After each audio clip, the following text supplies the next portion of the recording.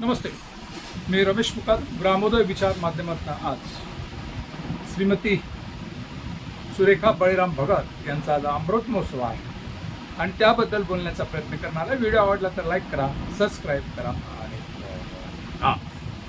भारताला स्वातंत्र्य मिळाल्यानंतर लगेच शिक्षकी पेशामध्ये गेलेल्या विठाबाई कचरू मुकादम व कचरू दामाजी मुकादम यांच्या दाम्पत्याचं सौ सुरेखा बळीराम भगत हे पहिल्या अपत्य.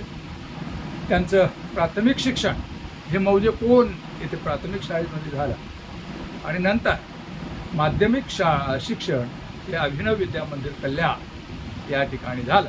त्यावेळेला 11वी फायनल होती आणि पुढं त्यांनी कोण ग्रामपंचायतीने जवळजवळ 10 वर्ष अंगणवाडी शिक्षिका म्हणून काम पाहिलं आणि त्यानंतर पत्रद्वारा त्यांनी D.Ed केलं आणि पुढे त्यांनी BA केलं आणि मग B.Ed केलं आणि प्रथम त्या जिल्हा परिषद शाळेमध्ये शिक्षिका म्हणून लागल्या. पुढे त्या केंद्र प्रमुख म्हणून त्यांना बढती मिळाली आणि सेवानिवृत्त होताना त्या केंद्र प्रमुख म्हणून सेवानिवृत्त झाल्या. अशा ह्या सुरेखाताई भगत यांचा विवाह म्हणजे कोण गावचे पहिले ग्रॅज्युएट बळीराम कान्हा भगत यांच्याशी झाला. प्रतिकूल परिस्थिती असताना देखील त्यांनी आपलं शिक्षण घेतलं आणि बहुजन समाजाचं शिक्षण, बहुजन समाजाच्या लोकांना शिक्षित करून त्यांची आर्थिक आणि सामाजिक उन्नती कशी होईल या दृष्टीनं त्यांनी प्रयत्न केले.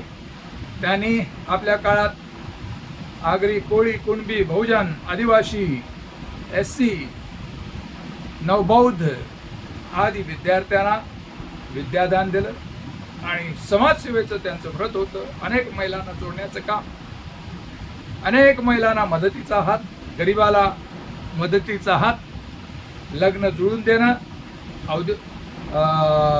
उद्योगधंद्यांना मदत करणं किंवा आजारी कोणी असेल त्यांची सेवा करणं, अशा प्रकारचं काम, एक सामाजिक काम, सावित्रीबाई फुले यांचा आदर्श जोपासण्याचं काम श्रीमती सुरेखा बळीराम भगत यांनी केलेलं आहे. आणि अशा सेवाभावी वृत्तीच्या भगत मॅडम यांचा आज अमृत महोत्सव आणि त्यानिमित्त त्यांचा सन्मान गोरक्ष कराळे हा रमेश मुकादम यांनी आज केलं आणि त्यांच्या कार्याचा गौरव व्हावा, त्यांच्या कार्याचं कौतुक व्हावं आणि त्यांचं केलेलं काम हे सर्वसामान्यांना व्हावं म्हणून हा आजचा व्हिडिओ करण्याचा प्रयोजन. त्यांच्या समाजसेवेचं आदर्श आजच्या पिढीने घ्यावं अशी अपेक्षा व्यक्त करून त्यांच्या अमृत महोत्सवी सत्कारानिमित्त त्यांना शुभेच्छा देतो. या संदर्भात आपलं म्हणणं काय कमेंट्स करा आणि माझा व्हिडिओ आवडला तर लाईक करा, सबस्क्राईब करा आणि फॉरवर्ड करा. जय हिंद, जय महाराष्ट्र, जय भारत.